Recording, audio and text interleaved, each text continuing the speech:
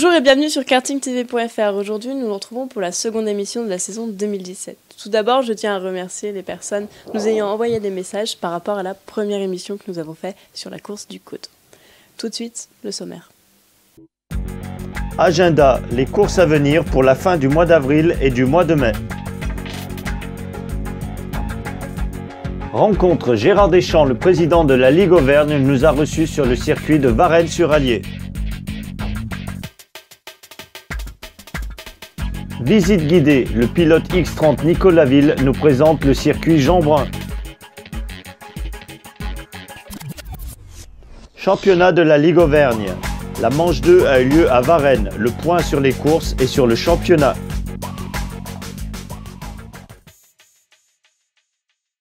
Bonjour Fabrice. Bonjour. Bonjour Patrick. Bonjour Émilie. Alors Patrick, je voulais savoir quels sont les rendez-vous à venir pour le mois prochain. Alors, les rendez-vous à venir pour le mois prochain, on a tout d'abord, à la fin de ce mois-ci, 29 et 30 avril, la troisième manche de la Ligue Auvergne qui va se dérouler à Perse, en souhaitant qu'il fasse beau et qu'il ne fasse pas trop froid non plus. Vient ensuite, à la moitié du mois de mai, au 14 mai, la course club de Villars. Oui, effectivement. Et puis, toujours dans la rubrique course club, on aura la course club rétro à Marcilla. C'est à la fois une course club et un rendez-vous pour les cartes historiques. À la fin du mois de mai, on aura également un championnat de France pour les KZ2, KZ Master, championnat de France Oka et Oka Junior, et également le championnat de France Handicart qui se dérouleront sur le très beau circuit du Mans dans la Sarthe. Eh bien Patrick, nous avons rencontré le président de la Ligue Auvergne, monsieur Gérard Deschamps. Oui, tout à fait, Émilie. Et il a bien voulu nous accorder quelques minutes de son temps pour répondre à nos questions. Donc, voici cette interview. Bien, bonjour. Bonjour. Donc, on se retrouve ici à Varennes pour à la fin de la deuxième manche de la Ligue de 2017. Bien, Gérard, présentez-nous un petit peu les petits changements qu'il y a eu cette année pour ce nouveau championnat. Bien, pour l'année 2017, l'année a commencé par un changement de nom de l'association. La commission régionale de karting Auvergne est devenue la Ligue de karting Auvergne. Et donc à ce titre, le championnat a été rebaptisé Championnat de Ligue d'Auvergne. Il est organisé sur 6 courses. La première manche a eu lieu sur le circuit du Coteau, organisé par la SK Le Coteau, en collaboration avec la Ligue. La seconde manche aujourd'hui était organisée par la SK Varennes sur le circuit Jean Brun. Donc la troisième manche est organisée par la SK Aurillac sur le circuit du Lissertel dans le Cantal. La quatrième manche sera organisée par la SK Villars sur le circuit de Moravel. Et la cinquième manche sera organisée toujours dans la Loire par l'ASK Puma Forez sur le circuit de Bicêtre. Et enfin, la finale aura lieu sur le circuit de Marcilla, c'est-à-dire le circuit de Lavaux, plus précisément, organisé par l'ASK Marcilla. Alors, au niveau des changements qu'il y a pu y avoir cette année au niveau du règlement, il y a quelques modifications, notamment au niveau des catégories. Les catégories ont légèrement évolué. Et il y a une nouvelle spécificité technique, il me semble. Oui, effectivement. Pour 2017, les principales modifications sont surtout le changement de catégorie. Enfin, un meilleur échelonnement dans les catégories jeunes. La catégorie mini-carte a disparu au profit de la catégorie minime, et il y a eu un regroupement de la catégorie, de l'ex-catégorie minime et cadet 2016, on va dire, en une seule catégorie 2017 qui est la catégorie cadet. Les modifications techniques sont surtout dues à la mise en œuvre des carénages avant décrochables et aussi pour l'utilisation des pneus pluie dans la catégorie nationale. Ce sont les principales modifications pour 2017. Le F4 Villars reste le meilleur vivier en apport de jeunes pilotes. Donc là, je suis dans la possibilité de répondre pour l'année prochaine. Tout dépendra du nombre de pilotes de cette EFK et surtout de ceux qui basculeront de l'école à la compétition. C'est ça, parce qu'il y a pas mal de monde qui sont inscrits cette année à l'école, mais c'est vrai que de franchir le pas, il y a encore peu de candidats, quoi. Voilà, c'est de franchir le pas, de passer à la compétition, c'est pas facile. Non, je sais que l'école, plus important qu'avant. Le budget est plus important. Je sais que l'école aide les parents, fait beaucoup de choses dans ce sens. Oui. Donc j'espère que ça va continuer et que 2018 sera un peu plus fourni en jeunes pilotes. Au niveau Auvergne, on a 6 courses, c'est ça? Oui, on est une des rares ligues à pouvoir proposer 6 courses dans notre championnat, ce qui fait pas mal d'envieux parmi les pilotes, mais on a la chance d'avoir 6 circuits de compétition dans la région Auvergne, donc il faut bien tous les faire travailler.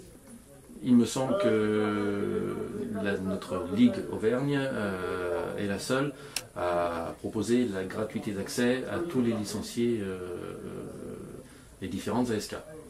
Oui, effectivement. C'est une spécificité de la Ligue d'Auvergne.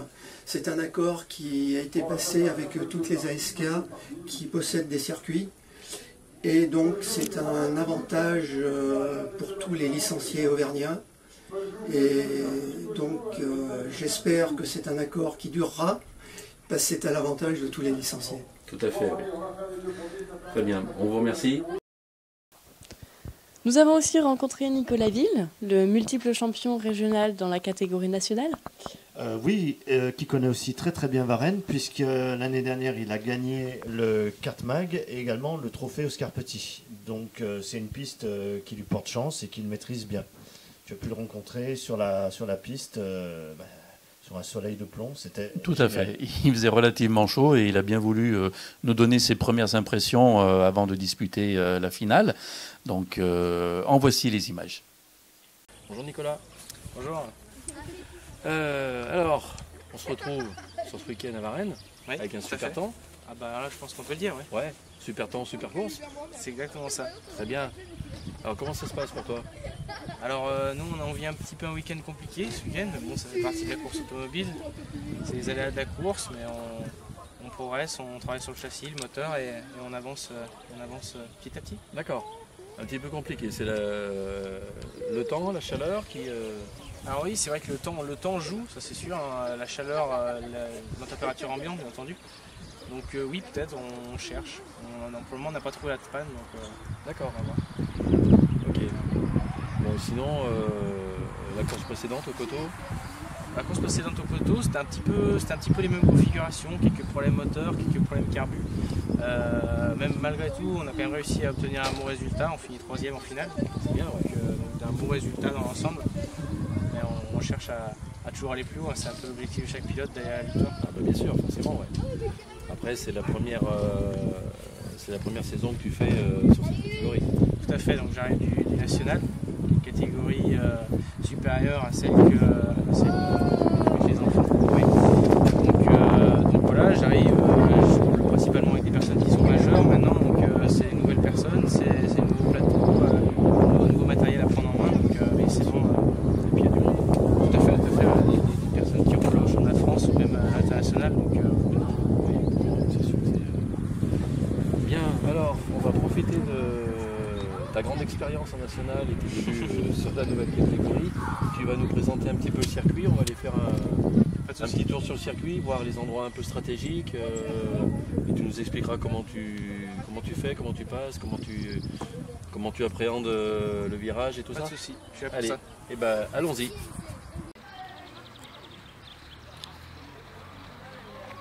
Tiens, donc là, ce qu'on vient de voir à l'écran, ligne de départ, donc au feu. Tout à fait. Les 4 feux. 4 feux distincts donc, en haut de la passerelle jusqu'à la ligne de départ. D'accord. Donc il y a une zone d'accélération, une zone de non-dépassement. Elle est symbolisée par les 2 cônes sur les côtés des circuits. Ouais. Et arrivée aux 2 cônes, accélération franche et le départ de la course est donné. Ok. Par contre, le deuxième virage, ça se resserre, virage sur la gauche où là tout le monde arrive en même temps. Grosse épingle. Donc, grosse épingle. On arrive dans les grandes courses à arriver à 30 dans le premier virage. Et en effet c'est très chaud, donc c'est pour ça qu'il y a des systèmes qui sont mis en place pour justement essayer de détendre la course si j'ose dire, pour qu'il y ait point d'accrochage. Ça arrive très souvent qu'il y a des pilotes qui partent en tête à queue, ou etc. Ouais. Donc on arrive dans l'épingle, il faut imaginer un peloton de 30 pilotes qui arrivent regroupés et forcément un virage qui va effiler le peloton. Et on arrive directement à cette enfilade rapide comme vous pouvez le découvrir et on est tous les uns derrière les autres. Il faut imaginer que ça ne passe jamais à deux dans cette enfilade rapide. Donc les pilotes sont obligés de se ranger les uns derrière les autres et c'est forcément, je dirais, l'endroit charnière du départ. Voilà, ouais. Exactement. C'est là où ça s'étend et où les positions stratégiques se prennent. Exactement, le départ est très important, bien entendu, dans une course. Ouais. Et je dirais de la ligne de départ jusqu'à la sortie de cette épingle, c'est vraiment jusqu'ici que le début de la course se joue.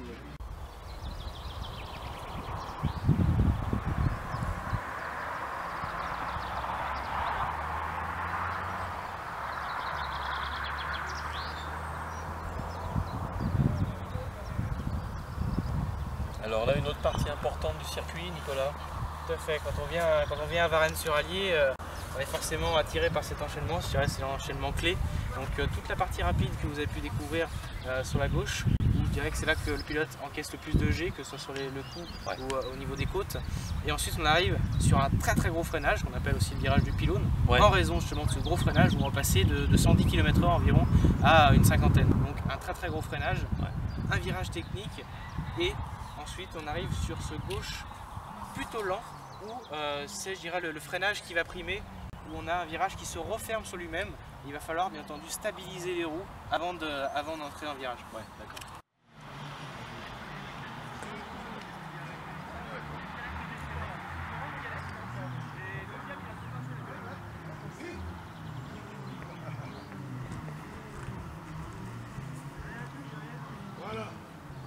Donc là, Nicolas, dernière partie du tour. Tout à fait. Donc le tour se termine ici.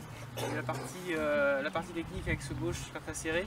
Et ensuite, on va remonter, aller chercher cette très grande parabolique qui fait tout le tour extérieur du circuit.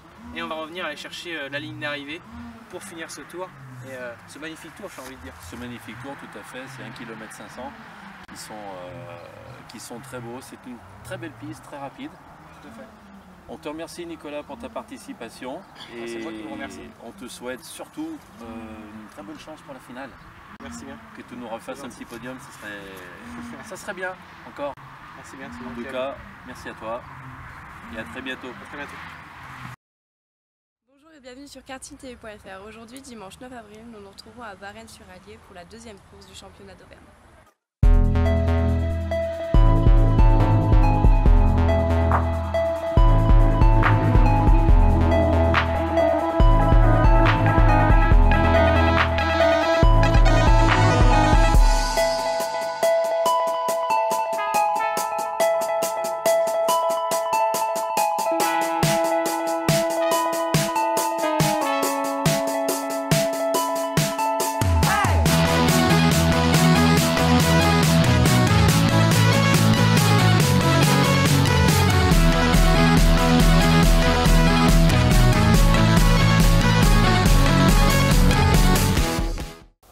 Nous étions donc sur le circuit de Varennes, une très jolie piste et d'ailleurs la plus rapide du championnat. Oui, tout à fait. La piste la plus rapide de cette Ligue Auvergne, puisque c'est aussi l'une des plus rapides d'Europe. 1500 mètres, une piste très rapide où les pilotes arrivent à dépasser les 100 km/h, même les petites catégories. Une piste où l'aspiration est très importante, ce qui permet d'avoir des duels intéressants en fin de ligne droite. Bien une piste qui a tenu ses promesses, puisqu'on a eu, Patrick, tu filmais sur la passerelle, tu as pu voir des choses formidables et tu as pris des très belles images. Ah oui, tout à fait, là c'était un vrai bonheur, puisque j'ai vu de très jolies batailles sur la piste, de très beaux dépassements, de très belles passes d'armes, et vraiment ça a été un week-end très sympathique. Alors, des passes d'armes, il y en a eu quelques-unes, mais pas forcément à l'avant. En ce qui concerne la catégorie minime, puisque c'est Evan Gardes qui gagne les deux premières, les prix finales et finales, et ça s'est battu derrière. Il y a eu un duel à 3, je ne sais pas si ça se dit, juste derrière la première position, puisque, comme je vous le disais, Evan Gardes était quand même loin devant. Jules Lagarrigue, Lucas Bouche et Melvin Simonet ont lutté en permanence pour essayer de décrocher cette deuxième place. Alors un coup l'un, un coup l'autre, c'était très très joli à voir. Et puis finalement, ça n'a pas payé pour Melvin Simonet, puisqu'il a eu une pénalité suite à son départ la procédure de départ n'a pas été respectée et il a eu donc 5 places de pénalité. Par contre, comme tu me le faisais remarquer, Patrick, c'est une catégorie où il n'y a pas beaucoup de monde, on l'avait dit déjà. Voilà, ça manque encore de pilotes, effectivement peu nombreux, puisque cette catégorie minime regroupe l'ancienne catégorie mini-kart, et on avait déjà le cas l'année passée, il y avait peu de concurrents. Cette année, on n'a pas eu beaucoup plus de concurrents, on se retrouve quand même qu'avec 6 pilotes. Et bon, Gérard Deschamps nous l'avait expliqué dans l'interview tout à l'heure, ça reste encore une problématique, et ça reste incertain pour les années à venir malgré tout. Oui, alors là, effectivement, ils ont failli être encore moins nombreux puisque Baptiste Auriol n'était pas présent à Varennes. Par contre, il y avait un nouveau qu'on n'avait encore jamais vu sur la piste, qui était Jules Collin. Oui, Jules Collin qui est licencié sur Villars et qui a fait sa première course de championnat. Donc on a ici le classement après cette pré-finale qui se retrouve sensiblement le même, sauf que Melvin, voilà, cette fois-ci a bien respecté la procédure de départ. On a eu là aussi un très très beau duel, cette fois-ci à 4, parce que Alexandre Barset est venu se mêler à ce petit peloton de 3. Là aussi ça a été une bagarre permanente, une fois je te double, une fois je te reprends, une fois je te décroise. C'était vraiment super beau à voir pour des petites catégories comme celle-ci. Et puis Evan Gardes, lui, s'est promené devant sans aucun problème sur cette pré-finale et sur cette finale. Ce qui nous donne, Patrick, pour le championnat, eh bien, pas mal d'avance pour le petit Evan Gardes. Oui, tout à fait, il se retrouve avec 190 points. Pratiquement le maximum, vu que pour la première manche, il avait fini deuxième sur la pré-finale. Donc on se retrouve avec 190 points, 20 points derrière Jules Lagarrigue. Ensuite, 122 points pour Lucas Bouche, 104 points pour Melvin Simonet. Très très belle bagarre donc sur cette catégorie minime. Et maintenant la catégorie cadet, messieurs ? Oui, la catégorie cadet. Alors, catégorie cadet, à Varennes, on a eu un drapeau rouge. Alors, non pas sur les courses que l'on a vues dimanche, et qui vous sont montrées en vidéo, mais sur la séance chrono. Oui, un accrochage de 3 pilotes sur le début des chronos, en fait. Ils n'ont même pas fait un tour. Un pilote a fait un tête à queue à la sortie du dernier virage. Il s'agissait donc du pilote Mathis Robin, c'est bien lui. Et puis les 2 pilotes qui sont arrivés derrière, en sortie de virage, ne l'ont pas vu. Ils étaient en pleine réaccélération. Et là, il y a eu un choc frontal pour le premier. Il s'agissait de Martin Piastrino.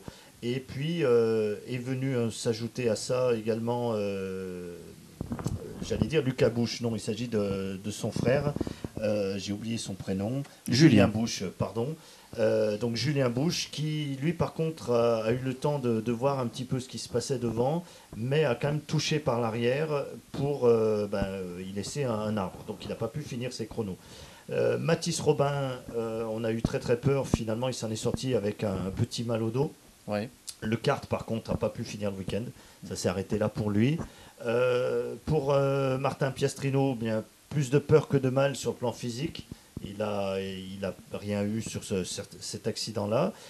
Par contre, le kart a beaucoup pris à l'avant, mais par chance, pas le châssis lui-même, puisque c'est la carrosserie et le pare-choc avant chromé qui se sont complètement tordus, voire presque absorbé éclatés. Voilà, ça a absorbé le choc, donc ça a été très très vite réparé.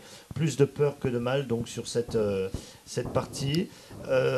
Par contre, Martin Piastrino n'a pas eu beaucoup de chance le lendemain lorsqu'on a repris en manche qualif, puisque tout de suite après le dernier virage, il a ralenti puisqu'un pilote a freiné devant lui et celui qui était derrière lui est rentré dedans et lui a tordu l'arbre. Donc il a fallu réparer, mais il était de nouveau présent sur la grille pour se battre en pré-finale et en finale.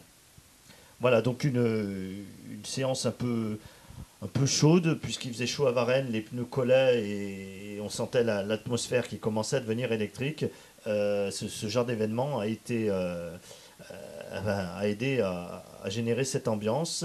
Et puis en même temps, c'est toujours impressionnant de voir un drapeau rouge, une course, même si c'était des chronos, on va dire une séance qui est arrêtée. Ça fait tout de suite peur pour ces enfants qui sont dans la compétition.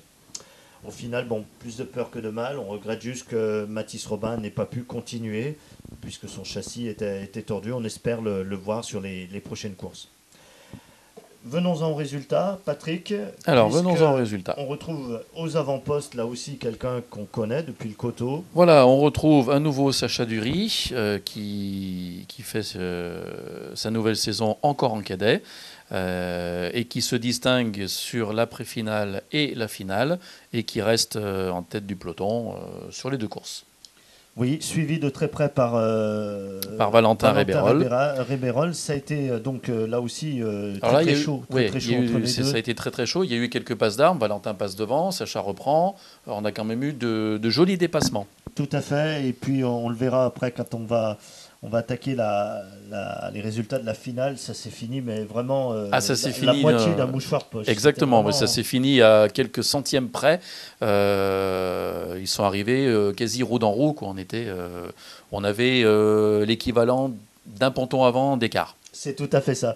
Mais je vais un peu trop vite. Restons sur cette finale. Je voudrais juste saluer la performance du pilote numéro 4 qui finit 3e. Il s'agit d'Alex Montiou, qui était l'année dernière en minime et qui est venu là taquiner de manière, je dirais, très provocatrice des gens avec un peu plus d'expérience, puisqu'il il est quand même passé devant Hugo Piestrino et puis surtout également Jules Rambaud. Également s'est intercalé dans cette pré-finale Antoine Séarle. Voilà. Alors on remarque quand même que certains pilotes, 3 pilotes se distinguent juste derrière les deux premiers et qu'après on a des écarts un peu plus importants en termes de chrono. Oui, c'est derrière ces deux pilotes qu'on eu qu'on a eu le plus de bagarres, des duels, je te double, je te redouble. Là aussi, c'était vraiment très très intéressant. Pour cette pré-finale, à noter que Ewan Caro finit 9e. Alors, c'est très honorable puisque c'était quand même notre champion mini-kart en 2016. Et là, il fait ses débuts sur un châssis cadet avec un moteur beaucoup plus puissant. Donc, c'est une place qui est très très belle. On l'a dit, donc 10e Martin Piastrino. Et puis également Mathilde Magan qui arrive à décrocher une 11e place devant Jolan Racamier qui semble avoir eu quelques soucis parce qu'on n'a pas l'habitude de le voir si loin sur la grille en 12e place. Oui, c'est vrai. On peut aussi préciser donc 2 pilotes non partants. Voilà. Donc Mathis Robin qui n'avait pas vu l'accrochage de la veille et Théo Larue. Théo Larue qui a eu un souci pendant le tour de formation, je ne sais plus quoi exactement, mais c'était dommage qu'il ne soit pas là parce que c'est un pilote qui commence également à progresser. On peut passer, donc on en parlait il y a quelques instants, à la finale, avec de nouveau, elle va tout squatter finalement cette année. Oui, tout à fait. Alors encore roue dans roue avec Valentin, mais bon, Sacha est repassé devant à l'issue de l'avant-dernier tour. Et effectivement, on est sur du 0,067 millième d'écart. C'est ce que je disais tout à l'heure. C'est un ponton. Un ponton avant. On n'a même pas le temps d'y penser. Exactement. C'est le spoiler avant qui fait la différence. C'est tout. Et je pense que Valentin avait un geste rageur. On peut le comprendre. Je pense que là, il a tout donné. Il y a cru jusque dans le dernier virage. Complètement. Mais c'est quand même une peste, cette petite Sacha Dury, parce qu'elle n'a pas voulu le laisser gagner. Elle s'est clair. Très, très bien battue. Bon, après, elle pilote très bien. Elle a une très bonne machine aussi. Voilà, c'est ce qui... Alors, ça me permet d'enchaîner sur quelque chose que je dis de temps en temps, qu'effectivement, la distinction va se faire au niveau des cadets et d'autres catégories, au niveau du pilotage, mais aussi au niveau des machines et des préparations moteurs. Tout à fait. Ça, c'est très très important. Voilà. On aura l'occasion d'en reparler puisque ces moteurs Rotax, ils sont un petit peu sur la sellette. On sait Voilà, pas ces s'ils vont moteurs devenir- Rotax sont très intéressants. C'est vrai que c'est des moteurs puissants, c'est des moteurs qui sont faciles à une utilisation et en entretien. Il n'empêche que c'est des moteurs qui sont très faciles aussi à optimiser pour certaines personnes et de pouvoir permettre à leurs pilotes de se distinguer plus que par le pilotage, mais par de l'optimisation moteur. Mais ça n'empêche pas le talent et de savoir dompter la machine en quelque sorte. Exactement. Mais tous les pilotes qui participent à ces courses-là, de toute façon, sont talentueux. Puisqu'il faut tenir quand même l'intégralité des 12 tours. Et franchement, quand on voit le temps qu'il y avait, la vitesse à laquelle ça va, quand on est en milieu de peloton, toutes les machines qu'il y a autour de vous, moi je leur tire mon chapeau à ces petits jeunes parce que franchement, c'est assez impressionnant. Tout à fait. Bravo les gamins. Bravo les gamins. En troisième place, Patrick, il y a du changement par rapport à la pré-finale. Oui, tout à fait. Hugo Piestrino a réussi à dépasser Alex Montiou. L'écart est pas énorme, hein, puisqu'on est sur la moitié d'un dixième. Mais effectivement, Hugo a pu passer et Alex est arrivé, on va dire, à moitié de carte, pratiquement, avec Hugo. Suivi aussi de très près par Jolan Racamier, qui a fait une jolie remontée. C'est très bien. Et après, on retrouve Julien Bouche et les autres sont un peu plus loin. On avait 2 pelotons sur cette course-là. Et voilà, c'est ce qui. On revient aussi un petit peu aux écarts de performance qu'on peut avoir, je pense, au niveau des moteurs en tout cas. Également, non partant cette fois-ci. Toujours Mathis, puisqu'il est reparti carte, hein. machine cassée. Mais Jules Néel aussi, qui lui avait cassé un arbre qu'il n'a pas pu réparer. Donc il n'a pas pu partir lors de cette finale. C'est quand même dommage. Le championnat nous amène à quelque chose sans surprise en ce qui concerne cette première place. Tout à fait. Sacha Dury, ayant gagné les pré-finales et finales des 2 manches de la Ligue, et des 2 premières manches de la Ligue, se distingue par 200 points, 48 points d'avance sur le deuxième qui est Valentin. Elle ne laisse pas grand-chose aux autres. Hein. Non, vraiment pas. Non, puisqu'on retrouve après Hugo Piestrino avec 130 points et tous les autres se retrouvent en dessous des 100 points. Donc on a quand même un trio de tête qui se dégage, mais Sacha Dury qui prend le large et qui risque de le garder jusqu'à la fin de la saison si ça continue comme ça. On lui veut pas du mal, mais on aimerait bien un petit peu de suspense. Voilà, ça va presque rappeler un petit peu certaines périodes de Formule 1 où d'une saison à une autre, on savait qui pouvait prétendre au titre de champion. Là, pour la catégorie cadet, la surprise sera pas très très grande, je pense. Et désormais, les nationales. Oui, les nationales, avec pareil 2 manches très disputées. Une belle pré-finale avec un trio de tête étonnant, puisqu'on retrouve Mathis Bonnet et Théo Grasset sur la première et deuxième place, mais on note une très très belle performance d'Andrea Mavridorakis, qui se place certes à 6 secondes des 2 premiers, mais arrive à capter la 3e place. Tout à fait. On rappelle quand même que c'est sa première année en nationale, tout comme Théo Grasset, qu'il arrive du cadet. Et c'est bien d'arriver sur une pré-finale à faire 3e. Si ça avait été une finale, c'était un podium. Tout à fait, oui. Et on notera aussi sur la pré-finale l'étonnante 9e place de Lucas Muclet. Oui, alors il n'a pas eu de chance, Lucas Muclet, parce qu'en manche qualification, il a eu un problème avec une biellette qui se desserrait. Donc il a dû rentrer. C'est pour ça qu'il est parti en queue de peloton pour la pré-finale. D'accord. Et il a raté son départ. Il a en quelque sorte engorgé au moment du départ pour la pré-finale. Et ça ne lui a pas permis de gagner les places qu'il aurait pu gagner. Ce qui explique cette, je dirais, mauvaise position, entre guillemets, mauvaise position de sa part. On peut également souligner le numéro 3 qui finit 4e, Alexis Bourgade, qui est aussi quelqu'un qui est en train de progresser. Oui. Tout à fait. Là aussi, c'est des gens qui, petit à petit, avancent, commencent à offrir de bons moments lors des courses. Et puis également, un absent, Oui. Un absent sur cette grille. Un absent sur cette grille, Kaïm Ben Salem, qui n'a pas pris part aux épreuves de dimanche, puisque un ennui mécanique l'a obligé à quitter la course, puisqu'il ne pouvait pas continuer, malheureusement. C'est les choses qui arrivent, la mécanique qui nous trahit, et ça fait partie aussi du karting. Oui, tout à fait. À noter aussi, pour cette pré-finale, deux faits que l'on voit à l'écran. Un drapeau jaune, un dépassement sous drapeau jaune pour Evan Knecht, qui du coup lui a octroyé un déclassement. Ah, ça c'est une sanction immédiate. Ça c'est une sanction immédiate. Et deuxième sanction qui a été aussi un déclassement pour Jean-Daniel Perbeforge, puisque point non conforme. Point non conforme, je pense que le réservoir n'était pas assez rempli. C'est fort possible, voilà. oui. Ouais. Parfois, c'est ce qui arrive quand on essaie de jouer avec la limite, qu'on est trop borderline. Exactement. Parfois, on bascule du mauvais côté. Et aussi pour Ryan Soret, 5 places de pénalité pour la position non conforme du carénage avant. C'est une chose qui lui est déjà arrivée au coteau, il me semble. C'est bien ça. En pré-finale, il avait été pénalisé à cause de ça. Ouais. Il a soit le spoiler un petit peu sensible, soit il a tendance un petit peu à rattraper les autres et oublier de freiner ou de ralentir. Oui, c'est fort possible, je crois, encore l'année passée. Non, mais je plaisante, on lui veut que du bien. Ryan Soret, c'est un garçon qui conduit très très bien. Il l'a prouvé l'année dernière lorsqu'il était en catégorie minime.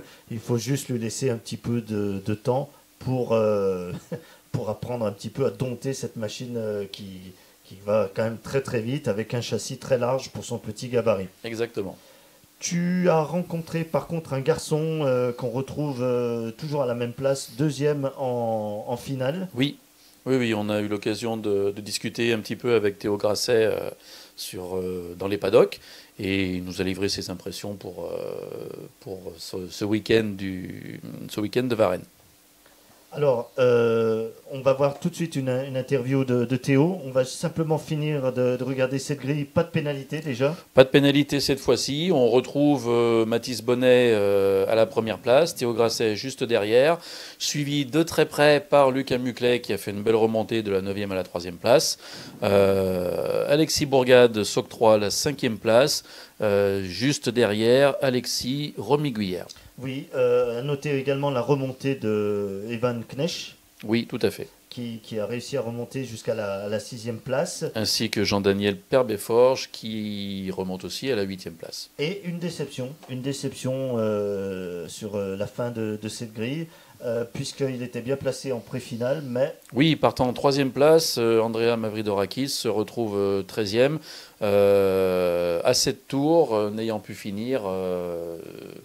Il a été rappelé au parc fermé parce qu'il a perdu son pare-chaîne. Le pare-chaîne a volé. Donc forcément, ça devient dangereux. Donc tout de suite, il est rappelé. Bien entendu, ouais. Et c'est dommage que la course se finisse ainsi. C'est vraiment dommage pour lui parce qu'il était vraiment bien placé. C'était un bon week-end pour lui. C'était un bon week-end pour lui. Il a bien roulé. Il avait une bonne maîtrise. Il nous a fait de belles prestations. Mais malheureusement, pour ce petit ennui technique, eh bien, ça ne lui a pas permis de terminer la course. Avant de passer au point du championnat, on va tout de suite voir ton interview avec Théo Grasset. Bon Théo, alors comment s'est passé ce week-end? C'était pas mal. Les chronos, je fais 1, manche qualif 2, pré-finale et finale 2. C'était serré avec Mathis Bonnet, très concurrent. Et voilà, à la fin, roue dans roue. Voilà. On était tout le temps à l'attaque jusqu'au dernier virage. D'accord. Là, le dernier virage a été décisif. Là. Ouais. Il est repassé limite.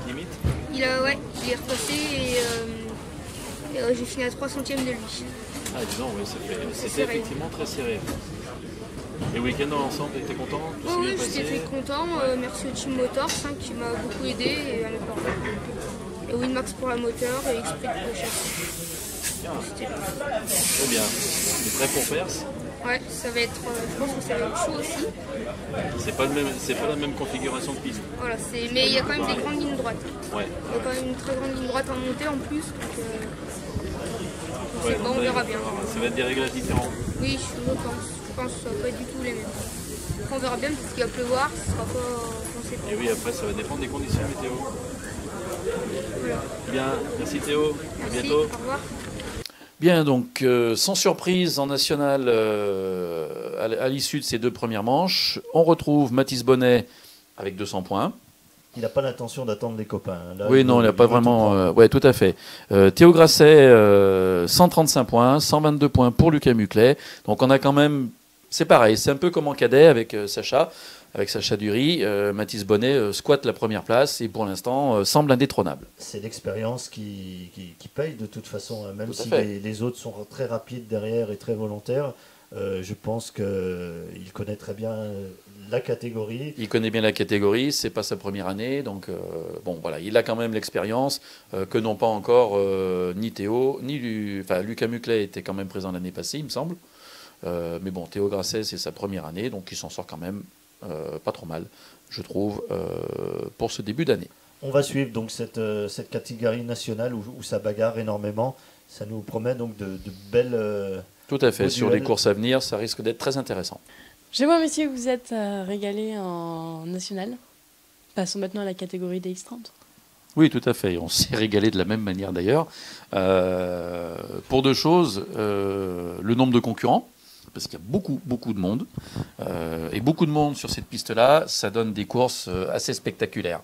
Et la pré-finale de cette catégorie n'a pas été sans peine, puisqu'on a eu de très belles passes d'armes, on a eu quelques beaux dépassements et quelques distributions de pénalités aussi. Et pas mal d'ailleurs. On peut commencer par ça parce que Commencer, oui. Il elles y en sont a... en bas du tableau et ça va nous prendre quand même un petit moment pour en parler. Oui. Alors qu'est-ce qu'on a comme type de pénalité? On a des pénalités pour non-respect de la procédure de départ pour 3 machines. Et on a aussi une pénalité pour défaut de maîtrise et 3 pénalités pour position non conforme du carénage avant. On le revoit souvent, cette position non conforme du carénage avant. On s'y attendait. On s'y attendait un petit peu. Alors, soit le système n'est pas encore très au point, soit ça bourrine un peu derrière, quoi. Je pense qu'il y a une sorte d'effet psychologique, puisqu'au début, les pilotes ont tendance à être prudents. Et puis, une fois dans la course, on a peut-être tendance aussi à se laisser un peu aller. On oublie et on retrouve que devant, ça peut lâcher. Je pense qu'il y a de ça aussi. Voilà, et on retrouve un petit peu ces techniques d'avant. Oui, d'avant le carénage. Oui. D'avant le carénage. Il y a eu un avant et un après carénage. Exactement. Alors, on retrouve Jérémy Potin en tête de cette pré-finale, suivi de Nicolas Ville pour sa première saison en X30. S'en sort quand même pas mal, même s'il nous a dit tout à l'heure que c'était compliqué ce week-end-là, mécaniquement pour lui. 3e sur la pré-finale, Anthony Ceribella, qui est le champion en titre 2016. On ne va pas faire la suite de tous les concurrents, mais on va noter quand même belle performance du numéro 25, de Florent Vial, qui arrive à la 6e place. Et lui aussi, comme Nicolas, c'est sa première saison à X30. Et franchement, chapeau. En sachant qu'il ne vient pas du national. Il ne vient pas du national, il vient du cadet directement. Cadet. Très bien, ça, il a sauté la catégorie nationale, il se retrouve en X30. Et franchement, là, j'applaudis parce que chapeau. Tout à fait. Exactement comme le numéro 3, Garcin Lucas, qui lui vient aussi du cadet. Oui, c'est vrai. Et qui finit 8e. Et en 9e place, quelqu'un qui commence à progresser, qui est Blandine Robert. Oui, tout à fait. Qui était l'année fait. dernière en national et qui commence à jouer des coudes avec ses messieurs. Tout à fait, oui, qui n'a pas à rougir de sa 9e place, puisque belle bataille. Passons maintenant donc à cette finale X30, voilà, où cette fois-ci on s'aperçoit qu'il y a beaucoup moins de monde qui subit des pénalités. Exactement. À la fin du tableau. Juste une pénalité pour position non conforme du carénage avant. Encore. Tiens, c'était étonnant. Première place pour Louis Durand, suivi de très près par Jérémy Potin et Nicolas Ville, 3e position. Oui. Anthony Ceribella se retrouve à la 5e place.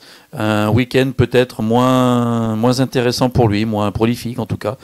Florent Vial reste dans le peloton avec la 8e place, suivi de Lucas Garcin. Donc très bien pour ces 2 personnes qui viennent du cadet de l'année passée. Et puis bien pour les autres aussi. Voilà. Mais on sait que c'est une catégorie où il y a beaucoup de monde et voilà. On ne peut pas citer tout le monde. 11e place pour Blandine Robert. Donc belle performance aussi. Bravo à tous. Alors, résultat du championnat, Louis Durand et Jérémy Potin ont à égalité la première place avec 162 points. Alors moi, c'est comme ça que j'aime un championnat. Ça, c'est joli. On ne sait pas ce qui va se passer. Un coup toi, un coup moi. Voilà. Et on garde le suspense. Exactement. À 28 points derrière, Nicolas Ville s'en sort très bien aussi pour sa première saison. Anthony Ceribella, 123 points. Alors, Donc peut-être quelque chose à... Alors un début de saison qui n'est peut-être pas encore au top. Donc, pourtant, il avait gagné la pré-finale au Coteau. oui, il avait gagné la pré-finale au Coteau. Il était premier à la pré-finale au Coteau. Mais il va se ressaisir. Voilà, mais il va se ressaisir, tout à fait. Et puis, tout le reste avec des points qui commencent à passer après en dessous de la centaine. Mais bon, là aussi, voilà. Il y a encore tellement de points à gagner. Il peut se passer tellement de choses que le championnat n'est pas encore joué dans cette catégorie. Non, le championnat est loin d'être joué et il y a encore 4 manches à faire. Donc, il y a beaucoup de choses qui peuvent se passer. Passons désormais à la catégorie des casettes 2. Passons à la catégorie casette 2, effectivement. Alors, bon, on va commencer par les pénalités encore. Alors là, il n'y en a qu'une. Hein. Oh là, mais tu prends goût. Ouais, j'y prends goût aux pénalités. Bon, là, c'est une non-respect de procédure de départ. Marina Breuil. Bon, dommage. C'est aussi sa première saison en casette 2. Deuxième saison en casette 2 il me semble. Ah, deuxième saison en casette 2, peut-être. Oui, alors, autant pour moi. Mais bon, belle performance. Ne lui cherche pas des excuses non plus. Pas du tout. Alors, on va retrouver, squattant la première place, Eric Ramon. Deuxième, Victorien Sabotava. Geoffrey Demans pour la troisième place, qui se tiennent dans un mouchoir. Alors, un absent sur cette grille, un absent qui s'était fait remarquer au Coteau, il s'agit de Jérémy Darne. Oui. Qui s'est blessé au Coteau à force d'être chahuté dans son baquet. Il a fini par se casser des côtes, donc il a difficilement fini et bien placé lors de la première manche, mais il lui a été totalement impossible de venir à Varennes. D'accord. Il a été obligé de déclarer forfait parce que rien que le fait d'être dans le baquet, déjà, il avait trop mal. Donc on lui souhaite déjà beaucoup de courage. Oui, parce que énormément de courage parce que c'est très douloureux, effectivement. Et un prompt rétablissement, on espère le revoir sur la grille prochainement. Peut-être même pas à Perse, j'imagine. Peut-être pas à Perse, mais il va falloir patienter au moins à Villars. Et bien on l'attend du pied ferme sur le paddock. On passe à la finale. On passe à la finale. Alors. Finale, donc point non conforme pour Julien Soulier, donc déclassement. Ah, c'est ta nouvelle méthode. Maintenant, tu sautes directement aux pénalités. Exactement. C'est ça qui t'intéresse. Moi, c'est les pénalités qui me plaisent. Parce que, bon, devant, on reste. Bon, Eric Ramon reste toujours en tête. Ensuite, Hugo Chouanet vient s'intercaler et passe devant Victorien Sabotava. Et Marina Breuil fait une très jolie remontée et squatte la 8e place. Très bien. Au niveau du classement, Eric Ramon, 180 points, garde la tête. Geoffrey Demans, deuxième avec 145 points. Et Victorien, 126 points. C'est une catégorie aussi où, mis à part la première place, je pense que derrière, ça bagarre, rien n'est joué encore. Il y a encore pas mal de points à prendre, des gens qui progressent. Exactement. Là aussi, c'est vraiment à suivre. Tout à fait, c'est à suivre.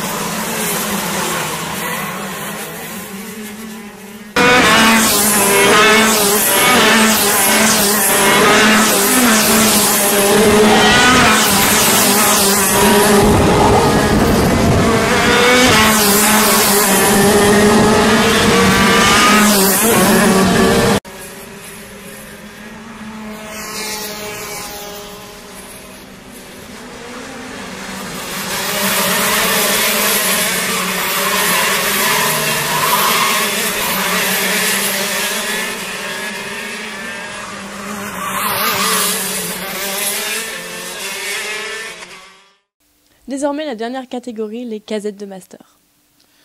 Oui, et on va commencer avec ma séquence préférée, les pénalités. Ouais, puisqu'on va encore voir des pénalités, 5 places de pénalité pour 2 concurrents, pour position non conforme du carénage avant. Ah bah décidément, ça commence à payer ce carénage. Ah oui, ça a été une très belle chose de la FFSA. Je crois que c'était un truc Et je me demande si monstrueux. effectivement c'est pas le fait qu'ils s'y soient un petit peu habitués, ils ont vu que certaines choses passaient, et puis à force d'aller au-delà, on va peut-être revenir en arrière, on aura peut-être des concurrents un peu plus prudents après. C'est possible, c'est possible. Alors, en termes de résultats, Franck Favret va squatter la première place de la pré-finale, suivi de Franck Lassalas, et on va noter en troisième position Guillaume Daniel, suivi de Thierry Racamier, champion en titre des 2 dernières saisons. Des 2 dernières saisons, qui a un peu plus de mal cette année. Un petit peu plus, ouais, parce qu'au Coteau, c'était pas ça non plus, il me semble. C'était pas ça non plus. S'il était avec nous, je me ferais un plaisir de le taquiner en lui demandant s'il n'a pas pris un coup de vieux, mais je ne pense pas que ce soit ça. Non, je pense pas. Je pense que Alors, le week-end a peut-être été compliqué, et puis bon, il court en casette de master, et il est aussi mécano de son fils, donc bon, il a quand même 2 machines à gérer sur un week-end. Bon, il n'est pas dans un team non plus, donc c'est quand même lui qui s'occupe de toute l'infrastructure. Mais il va revenir aux avant-postes. Oui, il va revenir, on le connaît. C'est une teigne, il lâche rien, donc il va nous en réserver 1 ou 2. Exactement. Du coup, en finale, il descend de 2 places, puisqu'il se retrouve 6e. Et on retrouve aux avant-postes Guillaume Daniel, qui passe devant Franck Favret, suivi de Bertrand Péjou. Et puis quelques pénalités aussi. Voilà. Oui, j'oublie mes pénalités. Donc on a quoi? On a 4 pénalités pour position non conforme du carénage avant. Ah bah décidément, tiens, en casette de master, ça a poussé un petit peu. Ça va être pas mal. Moi, ce qui m'inquiète, ça va être le nombre de pénalités accordées données pour position non conforme du carénage avant quand on sera à Villars. Ça risque d'être costaud dans ces catégories-là. Oui, parce que c'est une piste où il faut. C'est une piste qui est courte, c'est une piste qui est moins large, c'est une piste où il faut freiner très fort. Et quand on se retrouve avec 23 concurrents sur la piste, comme c'est le cas en casette de master, sur une petite piste comme ça, je pense que ça va être chaud. Ce sera la première fois qu'une course va se jouer au carénage. C'est ça, voilà. On aura plus de pénalités que de classés. Alors, le résultat au championnat, Franck Favret toujours en tête avec 190 points. Thierry Racamier, 2e avec 126 points. Heureusement qu'il nous avait fait des résultats corrects sur le coteau. Suivi de Guillaume Daniel à 91 points, 84 points pour Alexis Guérin. Voilà, et puis tous les autres en dessous. Une fois de plus, on ne peut pas tous les citer parce qu'ils sont quand même nombreux dans cette catégorie. Tout à fait. Mais, et on les salue tous pour le mérite qu'ils ont à courir dans ces catégories-là. Catégories qui sont rapides, sur une très belle piste, on l'accorde, mais il faut quand même tenir l'intégralité des tours. Surtout que c'est une catégorie qui est très très exigeante physiquement. Donc c'est vrai que sous un soleil de plomb, il faisait très chaud ce week-end-là et franchement, oui, dans les combinaisons, sous ce soleil-là, il fallait quand même tenir.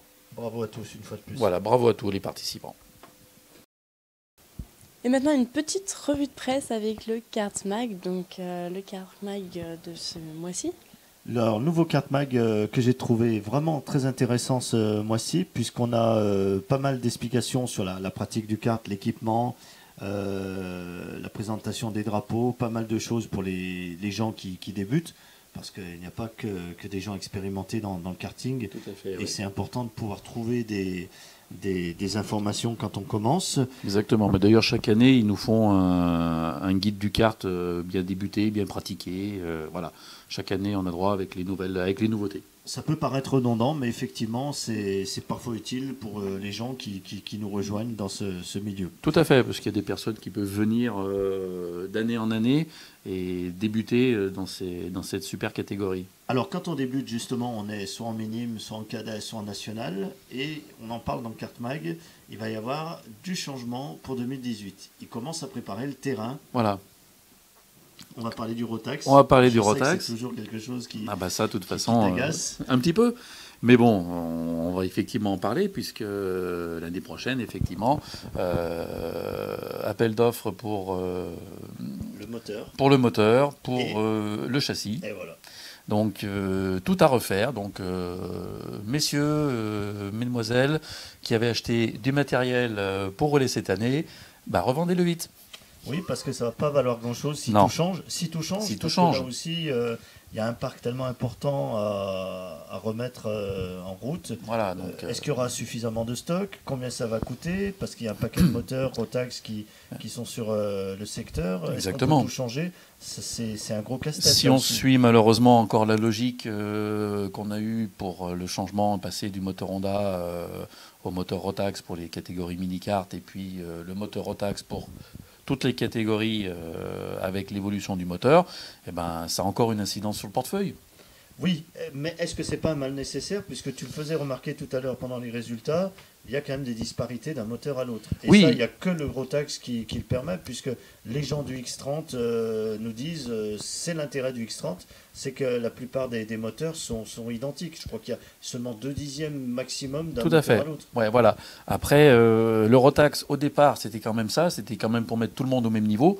On voit le résultat que ça a donné.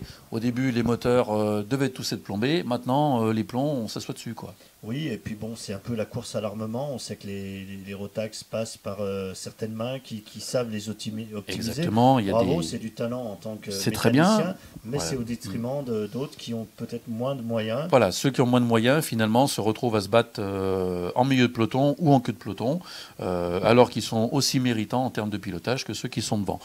Voilà, donc après, c'est la dérive qui est encore possible. Ça part toujours d'une bonne intention de la part de la FFSA, mais on voit très vite que de toute façon, ça dérive, puisque tout le monde arrive à contourner le système. Et puis bon, ce que ça va coûter, on le répète, parce que le kart, on sait très bien que ça coûte très cher, voire même de plus en plus cher. De plus en plus. Donc, est-ce un nouveau que- châssis, un nouveau moteur, c'est encore Ça un fait budget mal, dans ça va certaines faire mal. catégories qui va naviguer entre 5 et 8 000 euros. Voilà, minimum.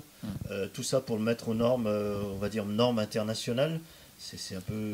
Ouais. C'est un petit peu... Enfin, norme internationale, je trouve que c'est un petit peu dommage, puisque sans trop me tromper, je pense qu'entre 95 et 98% des utilisants Rotax châssis au niveau national courent en régional et en national. Et seulement 2 à 5% vont courir en international. En Donc international. faire bouger un truc pour 2% des utilisateurs, je trouve ça Je pense que bravo. s'ils font de l'international, c'est qu'ils ont un budget supplémentaire par rapport aux autres. Voilà. C'est très bien, mais C'est s'ils pas ont eux. ce budget supplémentaire, ils ont peut-être de quoi acheter Voilà. un châssis qui correspond à l'international. Qui correspond aux normes internationales. Et oui, voilà, ceux qui vont à l'international, ils sont dans des teams, ils ont du budget. Donc, je vois pas pourquoi on devrait passer en priorité cette conformité. Je trouve que c'est dommage pour la catégorie. Et une catégorie, enfin, le karting qui est aujourd'hui quand même un peu mis à mal, on le voit sur les catégories naissantes, minime, cadet, on a un peu moins de participants, comme toujours.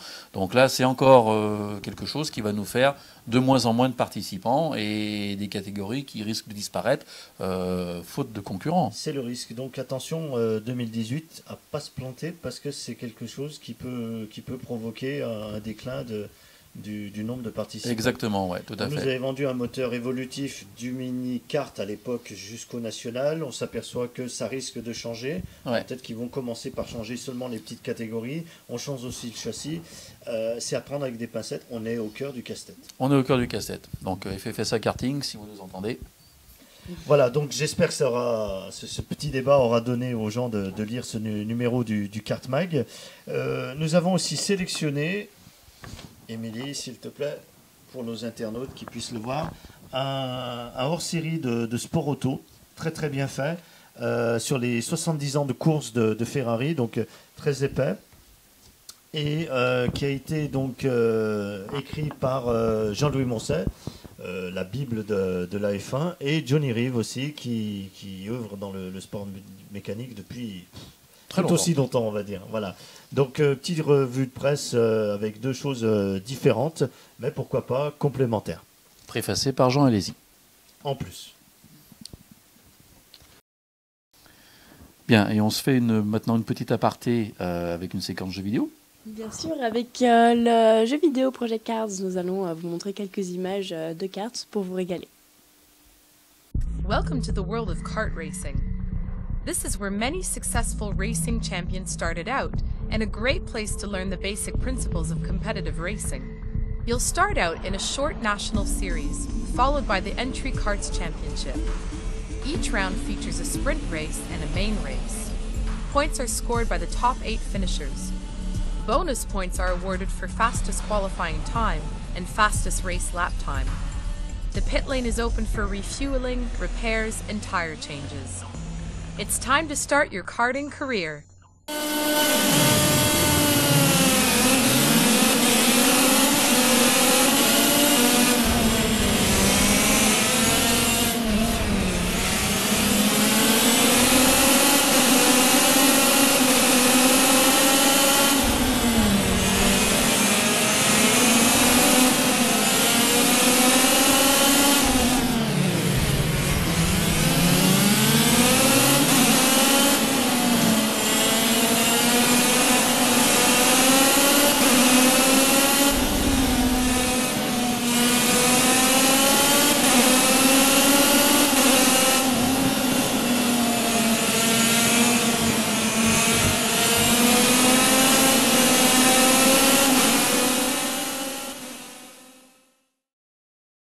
Eh bien, messieurs, nous nous retrouvons la prochaine fois pour parler de la 3e manche qui se déroulera à Perse.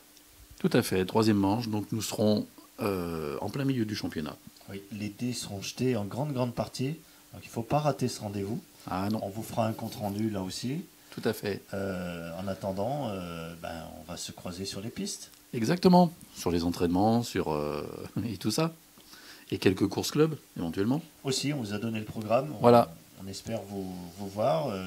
Venez nous voir pour nous donner votre avis. Vous pouvez aussi donner votre avis sur les réseaux sociaux, sur notre compte Facebook, nous donner des idées, dire ce que vous pensez de nos émissions qui vont sûrement évoluer dans les mois qui vont venir. Et maintenant qu'on commence à se connaître un petit peu, effectivement, sur les pistes, quand on est présent sur les pistes pendant les courses de ligue, venez nous voir, venez donner vos impressions, venez voir l'équipe Karting TV. À bientôt. Au revoir.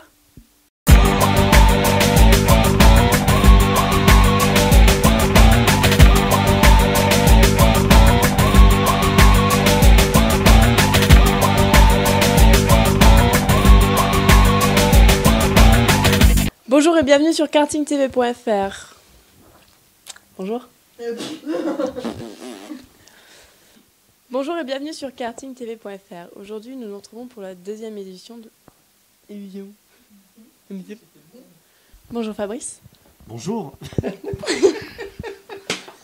rigole parce que je ne vais pas avoir un sourire à la con comme ça.